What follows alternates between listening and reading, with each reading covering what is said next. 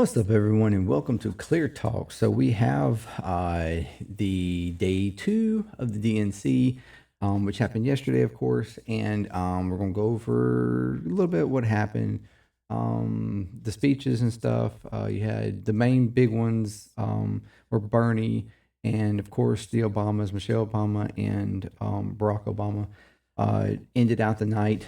So yeah, we're going to talk about them and uh, give my thoughts about it. So if you like this channel and wish to support it in any kind of way, or just like the content, consider subscribing. It helps out a ton. And also like, share, comment, all that good stuff. Let me know what you think about this video or any other video, or what you'd like me to talk about in the future, or in a future video, whatever is the case.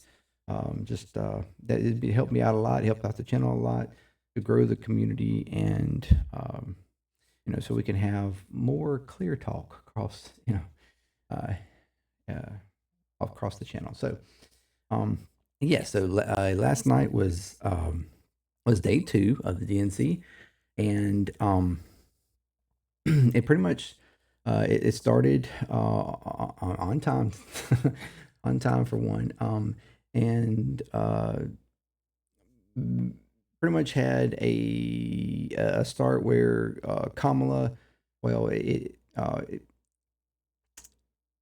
closer to the beginning of it, you had a broadcast from Milwaukee, I think it was, where Kamala was holding a rally, and she was basically just saying hey, and and talking about we're basically offering to have a good night there, and about the big speeches coming up that night, which was in reference to the Obamas. I think pretty much. I think if I remember right, that's pretty much what she was talking about.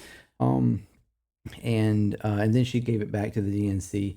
But it was I think that was more or less, though, because they were getting ready to do the delegate sort of roll call, which is what the first half of last night was about, which was doing the roll call of giving delegates to officially, for the convention is concerned, do the roll call of delegates to officially make her, which they already technically did before, but this was more just a, like, visual thing for the conference, what they do at the conference anyways. Um, everyone, even the RNC does it. So I think that was more or less what it was about. She's just saying, "Hey, thank you, y'all enjoy, and in this process that you're about to go through, and blah blah blah." And then it talks, add into the important speeches that were going to happen later on that night. But it showed that she was in Milwaukee. She was in the same, and I think it was also because she was in the same arena that the RNC was held at. And we had this, which one thing that came up after that was how, because the first night you had so many conservative Republican, like, social media blow up about crowd size, which is all based around Trump, and how he just constantly is obsessed with crowd sizes, as if that really makes a difference, and always concerned with his crowd sizes being bigger. Like, he wants that reported, he wants that to be thought, everybody to think his crowd size is bigger, which Obama actually made a little joke about in his speech, talking about it being bigger, and uh, like this is some kind of uh, slinging contest, to say the least. And he's concerned about size, but it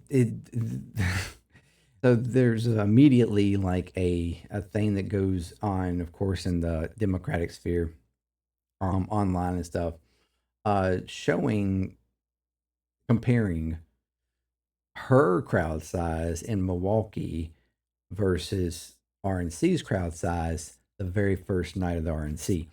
Um, And what's interesting, and one thing that I didn't even really think about when we were having this conversation about the crowd size in yesterday's video, is that okay, that facility, like I said, hosts 18,000, and we're gonna humor this for a minute. Um, and they started her video apparently right after the doors closed for people getting in there, so it was packed, and it was packed. Like they did basically a wraparound of the building, and it's in an arena kind of, and it was packed all floors. I mean, bottom, top, it was pretty much packed. They said they hold 18,000. They were estimating it was around 15,000 people there, so a little short of the like capacity, um, or a little bit over 15,000. But like I said, that it was full wraparound. Everybody, even the upper deck was pretty filled. I mean, you could see some scattering of empty seats, but it was pretty filled. Um, so and then of course they showed in comparison the beginning, just like a lot of it was a flip on what conservatives were doing, because the conservatives were doing the same thing. They would give a picture of the DNC the first night at the very beginning of the night when people hadn't all gotten there, and it was somewhat, it had some emptiness to it, versus them on their first night, supposedly, where it was full. Of course, that was probably that had to have been later on in the RNC's first night too, because the RNC also was not full at the beginning of it. As a matter of fact, that's what the counter post um, last night that started in on social media was the reflecting pictures of the RNC at the beginning of the night when the speaker Mike Johnson was speaking, and it clearly showed that you had people on the bottom floor, people in the up like the first section, but the upper section going up across was pretty much empty. It was not, I mean, it was just like a couple of people I could see, like, you know, um, so it was clearly showing that they were not full at the beginning of the night. Now, granted, that, like I said, that's all just whatever. It was at the beginning of the night. Not everybody was there. The same thing with the DNC. I have no argument there. They're not expected to all be there at the beginning of it. Um, but it was just a humorous flip on all the social media thing going around the first night, um, saying, ha ha ha, we can do this too. Whatever. Like continuing with the slinging contest. But um, but the one thing that they did think about, as far as the RNC was concerned, is that they were arguing that it was 18,000 people and that they were expecting 20,000 people. And even if it had been full, it would have, I don't see them even allowing over the capacity. But let's just say, that it was full. Their stage was on like this is a full circular, their stage is on what it would have been to the far end of one side of it, which means that there had to have been a section back behind the stage that clearly people would not be sitting in, because they would not be able to see anything.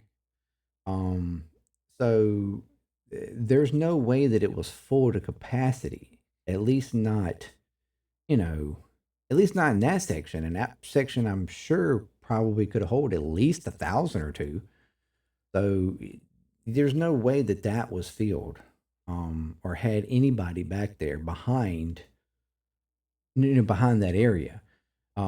Where in Kamala's rally, her stage was set up in the center of the floor. So, and it was an open stage, there was no backdrop. Like it was just like a ring in the middle, and that's where they were talking. And it was, so they were free mic'd and talking to the whole arena. Uh, so the RNC can argue, what they want, but there's no way in hell there was 18,000 people, even at full, even on their at their fullest for a night. Um, or it may have been, or if it was at 18,000, they were crammed the hell up in a section of it way beyond what they would normally probably allow. So, which safety wise doesn't make sense. I don't know. You could argue that there's a very good reason why they wouldn't allow even 18,000 in there because they wouldn't have proper seating or spacing for it. So I don't know. But either way, it doesn't matter. But I just thought about that when I was looking at the pictures, and it was like whatever. So yeah, you had her, then you had the roll call. Getting back to last night, um, the roll call took forever. I skipped through all of that. I live in Mississippi, so I did kind of watch Mississippi's just to see who the delegate like announcer and people what and how that went about, just out of curiosity. Um, but then after that, you had your you had they started this the speeches and stuff, and people doing videos and stuff talking about, and it was still some consistent like making more story and more connection to Kamala, of course. That they're really trying to introduce people that may not know her whole backstory, introducing her to different parts of her story early on as a childhood and whatnot, as a prosecutor and whatnot. Um, so so there was a good bit of that. The first big speaker that I flew into and watched was Bernie's speech. Uh, I forget there was somebody before Bernie that I kind of watched a little bit. I can't remember who it was now, but uh, but Bernie, I watched his speech, and it was basically basically what a typical Bernie Sanders speech, and bringing up all the issues that he's concerned with, but flipping it in a way that is this the issues that we need to handle and take care of, and that he has the confidence that Kamala will take care of it. Now, you can argue for a lot of that to not be hard to believe, but whatever. So it was a typical Bernie pretty much speech, and he had his typical pretty much typical like uh, way about giving it. He's full of energy, and he was um, and very direct. He doesn't really play around much with crowd too much. He's just pretty much straightforward, direct. Tries to get the speech over with and then move on. That's Bernie. It's fine. It is what it is. He doesn't play the crowd too much. Not like a typical, more showman like what politician would do. Um, and because he's not really a showman, he is who he is. He's direct, straight to the point, no BS, just gives it to you and then walks away. Uh, and, you can say there's a place for that though. So he's serious, and he's not full of BS when he speaks. He's genuine, and what you see is what you get. Um, so it was good. Of course, bringing up all the issues that I'm fine with, and would like to see things get better. He did bring up about Gaza and stuff. He didn't go as far as calling it a genocide or anything like that, which I wouldn't have really even expected, even if he wanted to. Although I don't, and he has mentioned that it was in other interviews. He has mentioned how it was, it had an appearance of a genocide, I think, to some degree, if I'm not mistaken. But clearly, in that format, he's not going to say that. But he did call for immediate ceasefire, and hostages coming, being rescued and all that good and all that stuff, which is what we needs to be said, and at the very least. So, anyways, that was that. And then fast forward a little bit further in, you had Michelle Obama get up there, uh, did some comparisons between her mother who passed away, um, and then like I want to say in 21, something like that. I can't remember. I hate if I got that wrong. But and in comparison with Kamala's mother and how Darren, who passed away, I think in '09, and how they kind of communicated at that time, like when Michelle Obama's mother passed away, and it helped. They talked through that and helped through that situation. When given this a good story comparison, and then she went hard into all the things that Kamala's about. Then she attacked Trump on the stuff that she did a really good job. I would even argue that her speech was better than Obama's. She has a very good way of articulating and getting a specific point across, or in a way of getting a point across that's very effective. And she did a really good job. Even when she did talk about Trump, it was sort of subtle, or at least a lot of it was subtle, to the point that she didn't even really have to name him, but you knew who she was talking about, and she was making those comparisons to show who he really was. It was really good. I was fairly impressed with that speech. I've always liked Michelle. I really never had any kind of beef with with Michelle Obama. Um, uh, I do think she's a genuinely good person. And like I said, she did a great job in her speech and got a very good point across. And in a way that was clear and effective. And then she did the honor of introducing Barack Obama, and he came up and did his speech, which was still very good, in typical Obama fashion.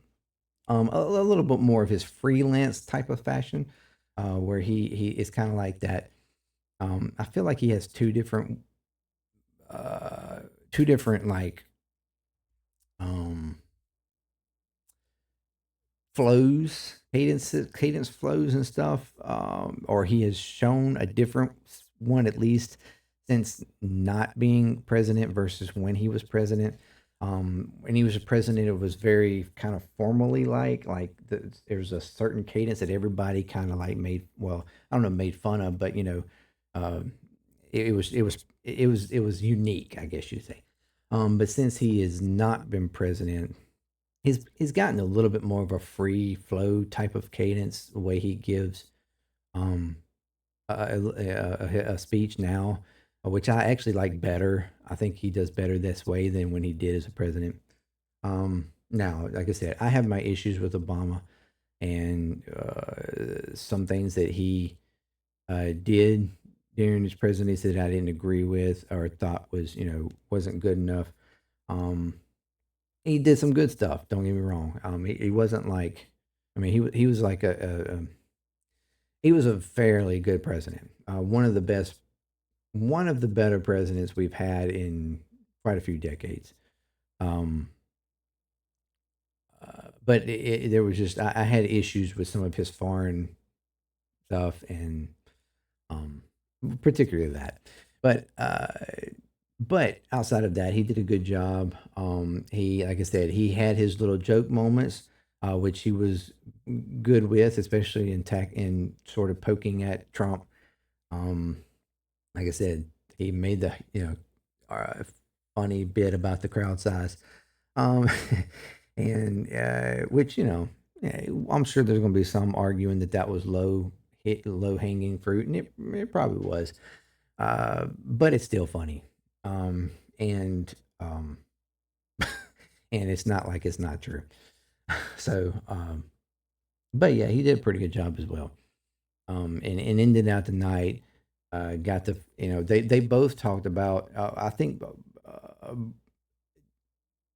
well, Michelle talked about more than Brock did, but they both kind of talked about the energy that you're feeling, and like Michelle really brought on that.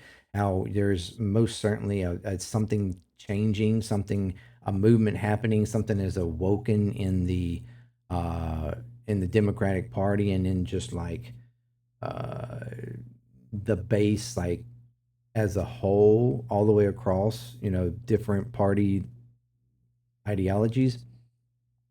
As far as even the populace is concerned, there's a there's a energy and movement that has happened since the switch, clearly. And now some are making connection that that was kind of a jab a little bit even at Joe Biden. And maybe it was, but somewhat rightfully so too. That the hope and stuff was gone with him. There was a kind of this dreariness with him actually being the elect, and that has clearly changed since the flip and Kamala taking over. Um, and it is. That's what we've been talking about here all along. So, uh, but she really harped on that and did a good job with it, making it clear that, hey, we need to stay with this. We need to keep pushing and keep this momentum, and of course, vote for them to get into office. Because we don't, about and going on the whole freedom thing, which I thought was, and it really hit me in a different way with the way they spoke about the freedom part. And that being kind of the base for Kamala's, the mantra of sorts for Kamala's campaign is,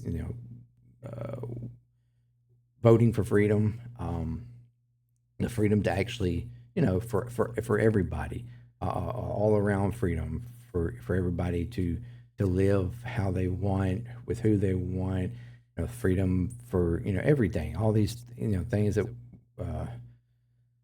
I know as progressives we talk about all the time, versus the Republican Party, which seems to only harp on freedoms that they want to have and not everybody. Where they're attacking, all the different things, your autonomy rights and your religious rights and book rights and like for education and everybody, all these different things that they're trying to ban, all the bans and all this kind of like it's it is hard to argue that you're about freedom when you're constantly wanting to ban and take away rights and freedoms from people. Kind of hard to see that. Um, and so I think it was a good message. Differentiating Kamala from and that ticket from Trump and theirs, and did a good job. So yeah, we're waiting. We'll have night 3 tonight. I'm honestly not sure who is any kind of main speaker tonight. I didn't really see that. I know Kamala doesn't come until Thursday, the last night. So I'm not completely sure who's tonight, but whatever happens tonight, if there's, I'll give an update tomorrow on that, and whoever, if there's anything of importance I feel in it that can be discussed. But yeah, so that was pretty much the DNC, and of course at the same time you had Trump going on a rampage on True Social with all kinds of videos and stuff, and his consistent attacks on Harris and in all kinds of different ways, to the point where he shared a video that was like and it was pretty vile-ish type video, that was it's the thumbnail for it was like Kamala holding a sign saying I'm a moron. And then the video was like a parody of Alanis Morissette's Ironic. And it was basically talking through, talking about the irony or not really irony, but it being moronic, the direction that they're going in, like, that they, basically like his whole coup argument about Biden, for them putting Kamala in, and then there's a bit in the middle that everybody's really honing in on, where it's basically talking about Kamala, the whole argument and meme that was going around previously about her only getting to where she is by being on her knees. Um, Talk about low fruit arguments, or you know, uh, anyways, and basically just arguing that she slept her way to where she is, and using the whole thing where she was recently in the relationship with, um I think it was the mayor or something of maybe San Francisco or something, like almost 30 years ago or whatever, like because of that relationship she had. Now she's presidential candidate for the DNC. It's just stupid. Um, Unless the argument is that she just continues to do that. She's been doing. It's just a whole misogynistic argument that a woman can't get anywhere, of any, like, importance, or they don't work their way up like a man does. Uh, as if all men just hard work their way up the chain to some type of big position or something. Um, and that a woman has to, like, be a woman, sleep her way to importance. That whole you know uh, cliche, meme, misogynistic BS. It's just it's pathetic and way out of line. So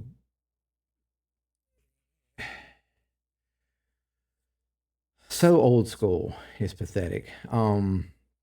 Shows his age, shows his mentality, and you know how he thinks. It's ridiculous. And for a former president, somebody who wants to be president again, to share that on his True Social account, um, which and he probably clearly is okay with it and thinks it's funny, and supports it completely and 100%, knowing him. But it just it's just it's just so beneath. It's so childish and immature, and just proves more and more how much of a man child he is. Just throwing a fit, doesn't really know how to create an actual, like, precision, like, intellectual argument for why she shouldn't be president. It's just stupid, schoolyard kind of, just ignorant talk, arguments that just shallow and on the surface, and um just it's just ridiculous that that's the only argument that he has. um is BS like that. So that's, if you're in support of, at this point, of Trump, that's who you're voting for, is a schoolyard uh man child who thinks that type of thing is funny, and some sort of line of attack on somebody to not be a president. Wow, someone who posts something like that, and that's the kind of arguments that they're going to make, should be.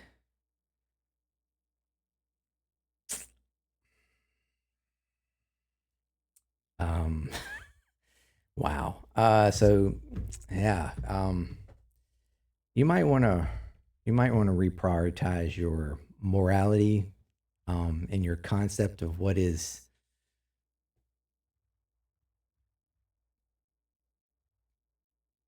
right for our country or to be in control of our country.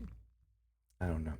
Anyways, if you like this content, thank you very much for joining me, and please consider subscribing. And like I said, to help out, like, comment, share, and all that good stuff. Thank you for joining me, and that's pretty much what I think.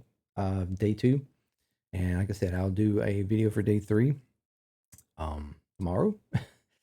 And if anything, well, I'll make a video. Depending upon, and talk about whatever happens. But anyways, thank you very much, and until next time, peace. ClearTalk. I'm out.